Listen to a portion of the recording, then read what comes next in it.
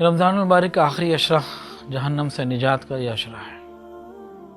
اس میں اللہ کی رحمت اور زیادہ ہے، اور ہم نے دیکھا کہ بہت سے لوگ جو رمضان کا انتظار کر کے پھر غفلت میں گزارنے لگتے ہیں، آخری راتوں میں پھر آ ہی جاتے ہیں۔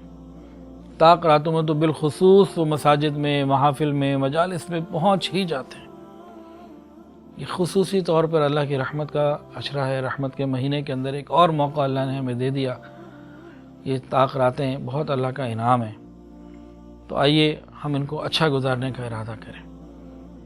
کم از کم ان طاق راتوں میں موبائل کو تو چھوڑیں، اتنا تو کر لیں۔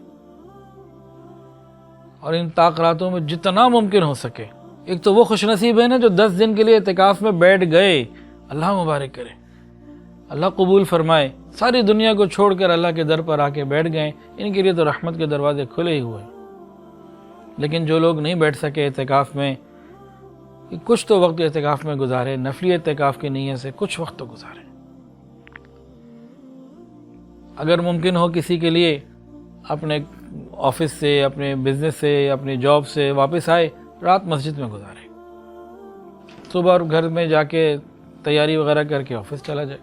ایسی کوئی ترتیب اگر بن جائے تو بہت اچھا، نہیں تو بہرحال خلاصہ یہ ہے کہ اعتکاف بڑی عبادت ہے۔ جو 10 دن کا کر رہے ہیں بہت اچھا، جو 10 دن کا نہیں کر سک رہے وہ کچھ نہ کچھ وقت روزانہ ضرور مسجد کو دیں۔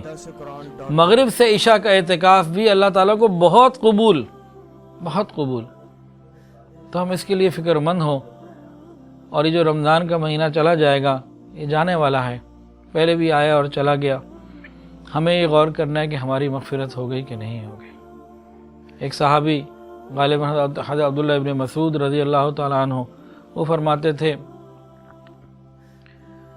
کون ہے جس کے اعمال قبول ہو گئے میں اسے مبارکباد دوں، اور کون ہے وہ جس کے اعمال قبول نہ ہوئے میں اس کی تعزیت کروں۔ تو یہ وقت ایسا ہے کہ آر یا پار والی بات ہے۔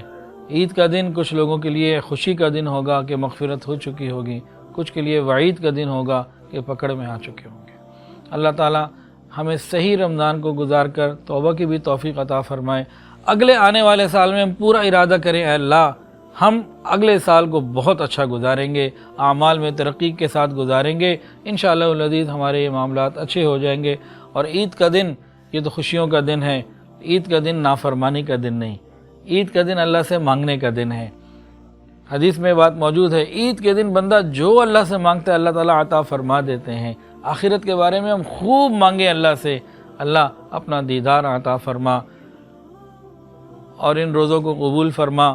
اور جو قیامت میں جنت میں اللہ نے اور جو حدیث کے اندر آتا ہے نا کہ جنت کے دروازوں میں سے ایک دروازہ ایسا ہے جو صرف روزے داروں کے لیے ہے۔ دعا ہے کہ اللہ تعالیٰ ہمارے ان روزوں کو قبول فرمائے اور اس دروازے سے ہمیں اچھے طریقے سے گزرنے کی توفیق عطا فرمائے۔